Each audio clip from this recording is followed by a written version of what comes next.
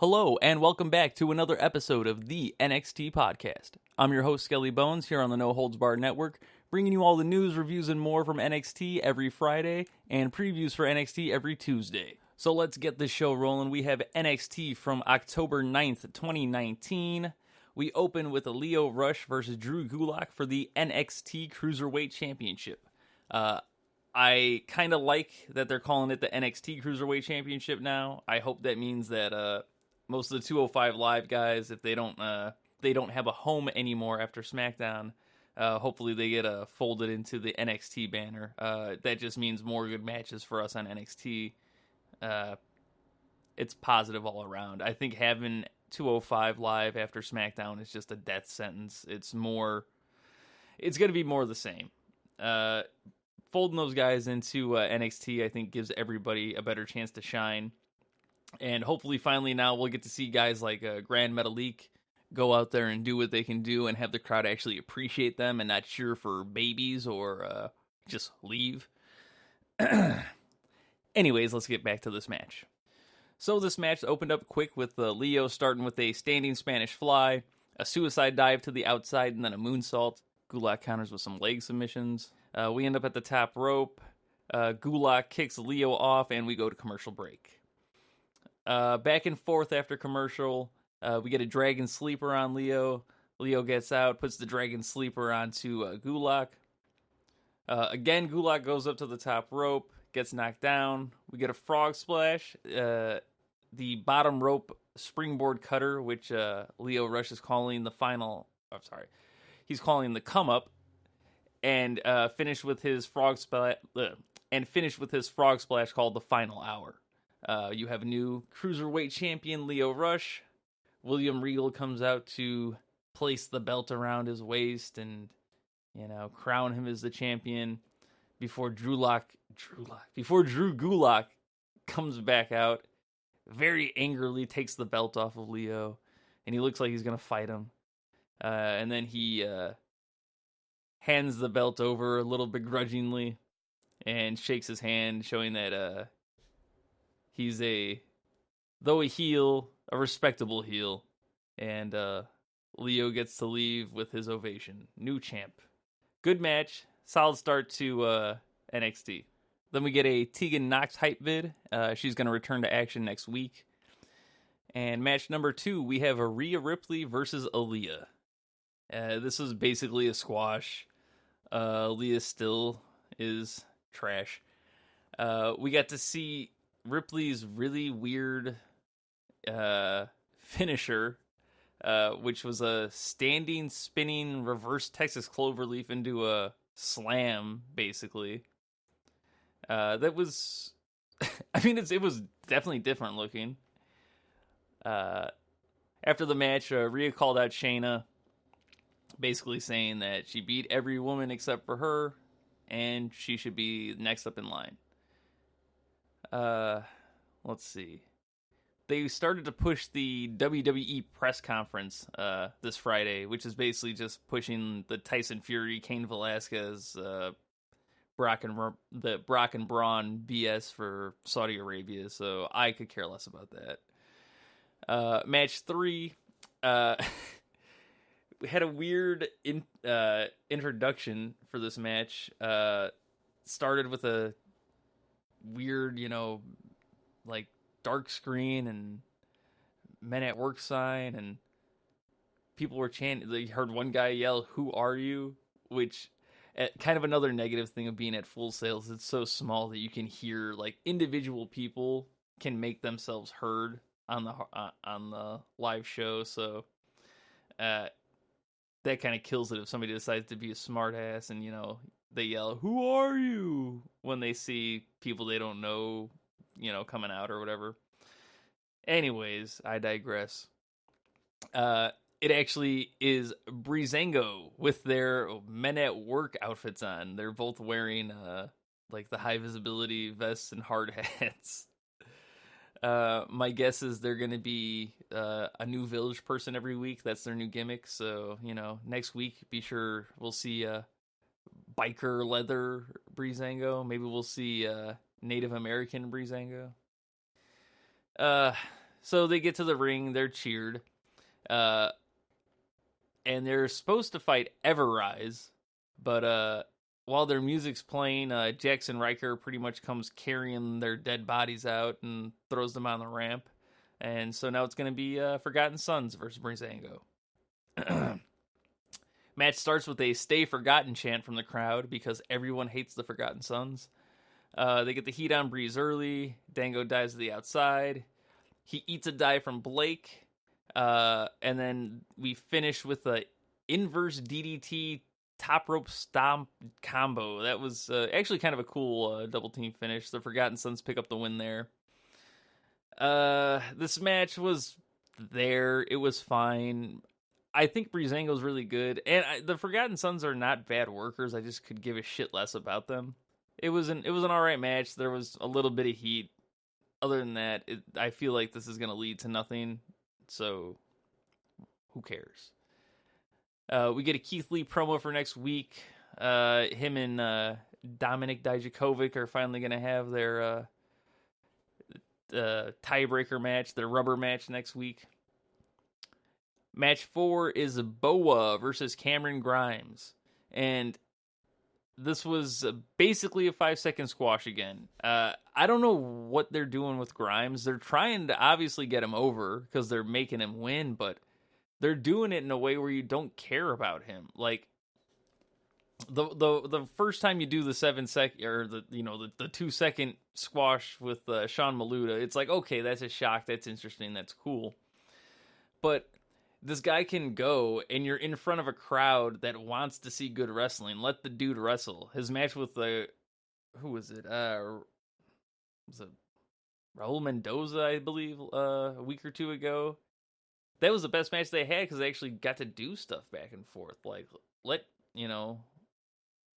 Grimes do his thing and actually have good matches and get over instead of having him squash guys for no reason. And also, this was even weirder because Killian Dane kind of got the distraction assist as the bell rings. Grimes points to the ramp. The ref kind of looks to the side because he sees Dane walking down, and then it's just double stomp and 1, 2, 3, and there you go. And then as this match ended, Dane comes to the ring. Grimes kind of just hauls ass out of there and runs away. So the baby face that just squashed this dude that you want to get over is running away from Killian Dane. He's running away like a scared, little baby. So I didn't understand this angle. You then had Killian Dane beat up Bo for a little bit. He threw him onto the announcer's desk and, I don't know, made some sort of comment. This didn't get anybody over. This just didn't make me like Dane anymore. It didn't make me feel like he was any more of a badass because I think the beat up was kind of weak. And it didn't make me want to see Grimes anymore. I don't know. I really hope they figure out what they're doing with him. And we'll see what happens in the coming weeks. We then get a Damian Priest promo. He's calling out Pete Dunne, basically saying he's going to make his name in NXT off of beating Pete Dunne. So I'm sure we'll have that match either next week or pretty soon. Match 5 is Roderick Strong versus Isaiah Swerve Scott. Now, this match was maybe only slightly under I think Walter Kushida main event for match of the night because Strong was pretty good, but Scott looked great in this match. And for a guy that I really didn't know much about, I never really followed him when he was on the indies much. And I for whatever reason, I think I missed all of his matches during the breakout tournament. Like, I must have spaced out because I don't remember seeing him wrestle at all. But man, he looked really good. They gave him a lot of offense early. He has really quick and unique striking styles. His strikes look really good. His punches look really good. That was a great start. Strong starts hitting some backbreakers and kind of takes over control. We go to commercial. They're still doing the picture-in-picture commercials, which are garbage. They got to get rid of that. And WWE's already had their stuff built around to where during the commercial breaks, the guys are trained not to really do anything but rest holds and heat, and that's all you see on the side anyway. So I think you get rid of these picture-in-picture commercials. They're not really, I don't know, not making me stick around or anything like that. Return from commercial just in time to see Swerve start his comeback. Again, pretty solid looking strikes. The Undisputed Era come out for moral support because they want to help their buddy. You get a German suplex, a flatliner, and a jumping kick finish from Swerve to Strong. Kick out at 2. A really cool slingshot double stomp to Strong on the outside. And while he's outside coming back in, Fish and O'Reilly distracts Swerve. Strong hits a running knee, then hits his End of Heartache and goes into his stronghold submission, which is kind of like a old school lion tamer type finish. Undisputed enter the ring. Cole cuts a promo, puts over Scott, says he's good, but he's not as good as Roddy. They're then cut off by the Velveteen Dream. Velveteen Dream cuts a promo making fun of Roderick Strong's small penis. So we got to see a really bizarre Photoshop. Like, I'm sure it got a good reaction from the crowd just because it's so nuts, but I don't know. I mean, I was already worried last week with the over-sexualization of the Dream and, like, making him... I don't know. I just hope they get away from this crap. And it's hard because I feel like these last couple of weeks have been exposing Dream with his promo ability, and it's like, just get the dude in the ring, you know? Let him do his stuff in the ring. That's what's going to get him over. Cut this crap.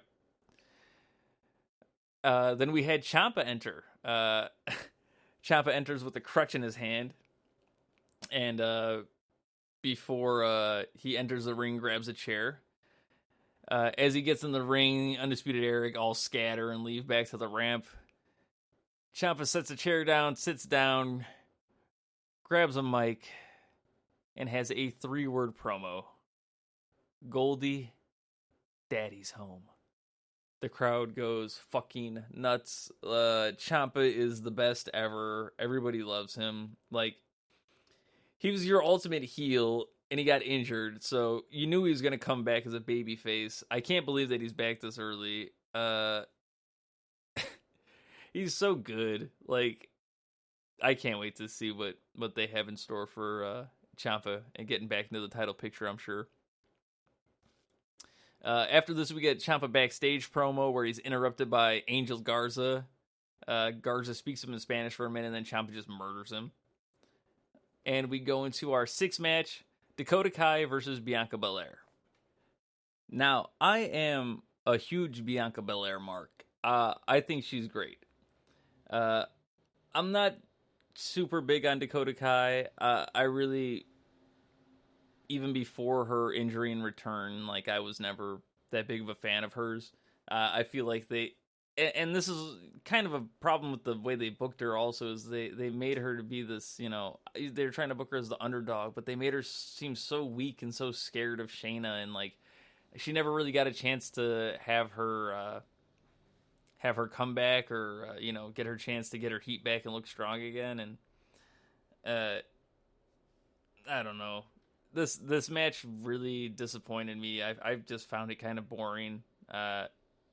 It was all right at times. The crowd was kind of into it, but it seemed like they were getting sort of tired later into the show. Had a little bit of back and forth. It was sloppy, not sloppy, but just mistimed at times. I just feel like Dakota's got to, you know, I think she's got to work some of that ring rust off still. Bianca ends up finishing with her KOD and gets the pin. Then after the match, she actually cuts a promo against Rhea, so we'll have a Rhea Ripley, Bianca Belair #1 contenders match coming up pretty soon, I'm sure. And then we get into our main event of the night, Walter versus Kushida. This was by far the best match of the night. This was the match of the night. Strong and Scott was good, but this, I just felt this was a lot better. It had a little bit more time. It played on a lot of different things that I wasn't really expecting from the big man, small man aspect that we would normally get. You did have Kushida using his speed early to help him. He was evading and getting in some offense.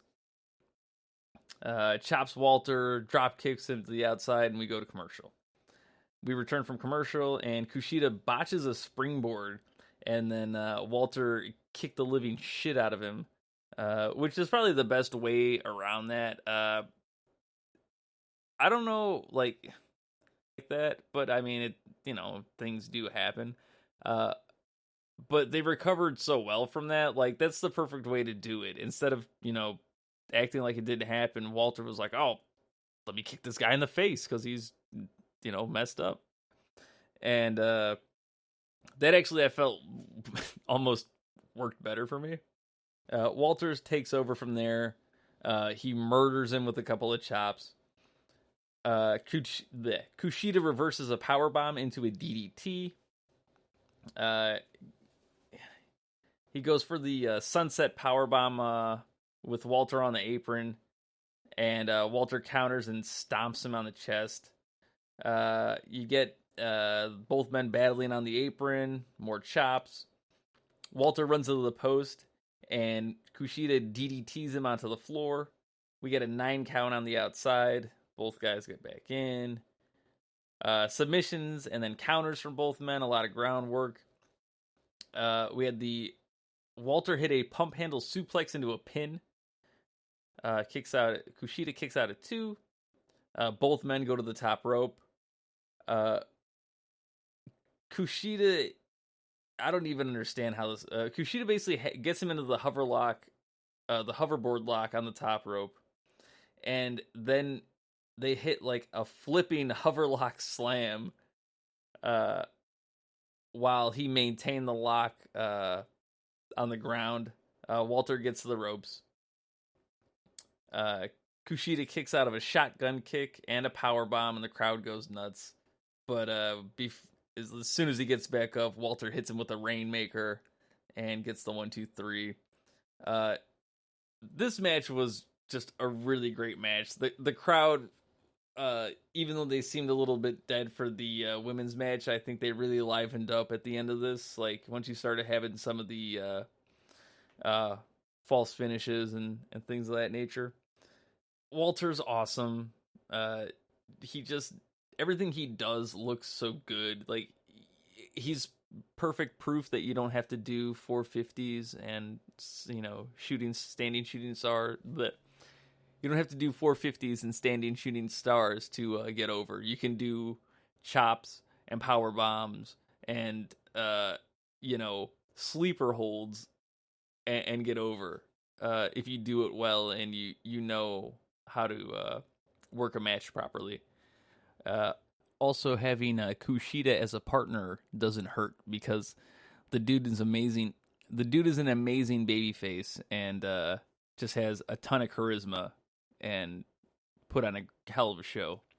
I was actually wrong about this match. I was not expecting there to be a clean finish at the end of this match. I was really expecting there to be Imperium interference, and we got a clean finish. So I don't know if this. I pretty much see this as the end of this feud, and we'll see what Walter goes on to do from here. If they're going to keep him around in NXT or let him stay just kind of doing the UK thing for a while. But I feel like you've established him as a star now, so we're going to be seeing more of the NXT UK champion in the future. So you had Imperium standing strong at the end of the match. After we get an announcement for Keith Lee versus Dominik Dijakovic for their rubber match next week. We're going to have Pete Dunne versus Damian Priest, and Ciampa versus Angel Garza will be next week. So we are actually going to see Ciampa in the ring. I was already scared that he was back too early just to cut promos and shit. So let's see what happens. If he actually wrestles, I will be amazed. If it's, you know, he actually takes bumps and shit, I can't imagine that happening. I don't know. Don't hurt yourself, please, God. I know they wouldn't let him into the ring if he wasn't cleared by a doctor, but I'm still scared. Neck shit is always scary. I'm scared for Daniel Bryan every time he wrestles. I'm like fucking shaking. Overall, this show was good. In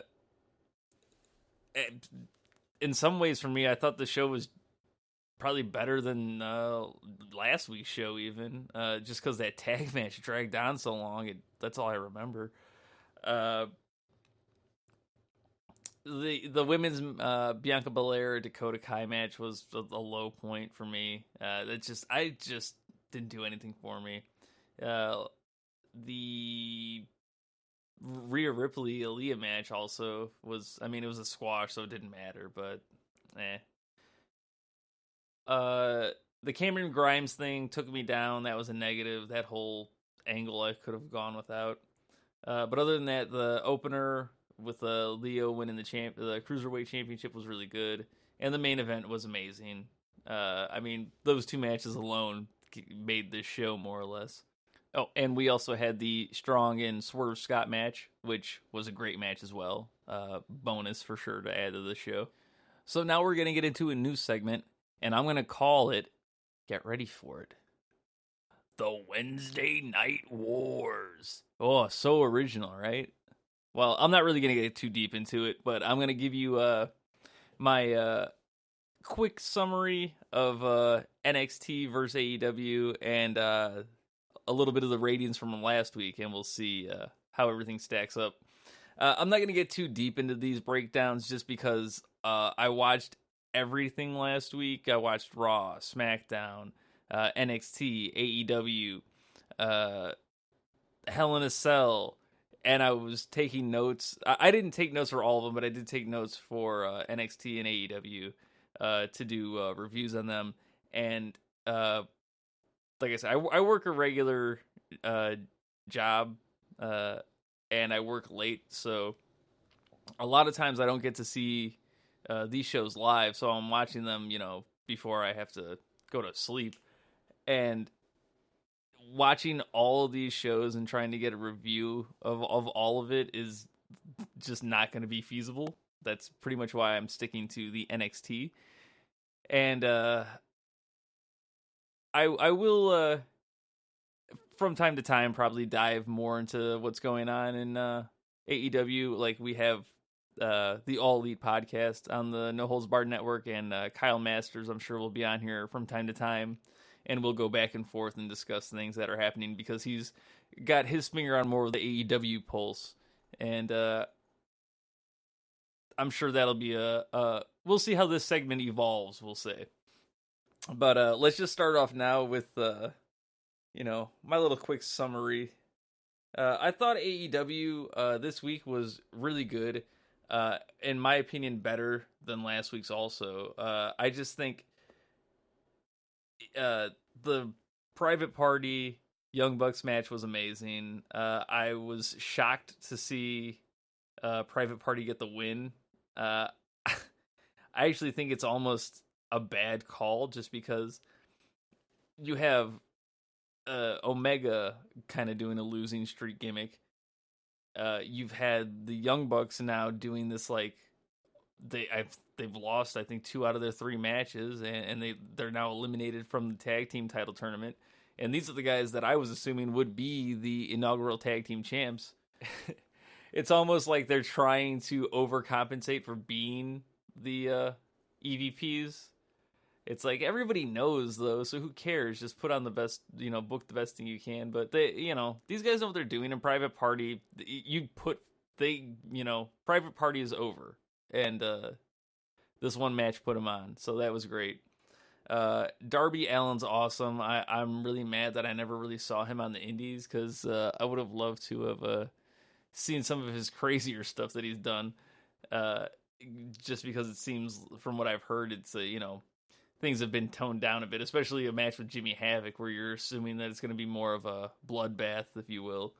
And this was not a bad match, pretty good back and forth. I'm not entirely sure why either of them would be number one contenders, but I am excited to see the Jericho Darby match next week. What else happened? We got the really sweet promo from Jericho, just proving once again why he is the GOAT. He got himself over, got his stable over. The Inner Circle's a pretty cool name. Shut down the "We the People" chants, and then made everybody feel stupid for saying it. So I'm pretty sure that'll be the last time we hear "We the People" in AEW. Again, the women's match kind of took a turn for me. I hate to seem sexist here, but it just seemed to be the low point of the show for me.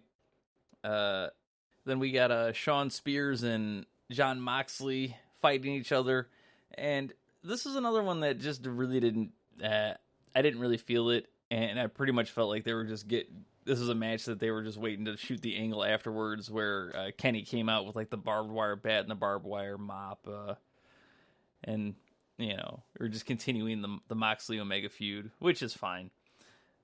And then the main event tag team match with Jericho and Sammy against Hangman and Dustin Rhodes pretty much just ended in a schmoz with you had all the guys from the Inner Circle out there, and then everybody from the Elite coming out. Darby Allin having a really cool save on the skateboard coming down the ramp. That was pretty sweet. I'm sure we'll see that in all the AEW commercials coming up for next week. Then you had Jericho call Darby Allin a little bitch, and we go off the air. It was a good show. Fun times. And so, of course, everybody's favorite part of the ratings war, we get into the actual ratings. So AEW did 1 million viewers this week. NXT did 790,000. So, winner AEW. Now, both of these shows are down from last week. I think last week AEW debuted with 1.4, and NXT had about 890,000, I'm sorry. So, both are down, not really significantly, but also you had, I think you had quite a few MLB playoff games on, so that's going to take away a lot of your viewer base. But overall, still good ratings for both shows. It's and good shows on both shows, which is what I really want to see. So for wrestling fans, we're getting double the amount of quality wrestling. Just don't watch SmackDown or Hell in a Cell or Raw, and you'll be fine. All right, guys, well, we're going to wrap it up there. And I'll be back on Tuesday with another preview episode for you. So be sure to follow us on Twitter at TheNXT Podcast. Make sure you follow the No Holds Barred Network at NHB Network. Follow our partners, the All Elite Podcast, at All Elite Pod. And you can also follow me, your host, Skelly Bones, at Bones_Skelly on Twitter. You can also find us on Instagram and Facebook. Just search for The NXT Podcast. And thanks again for checking us out, and I'll see you guys later this week.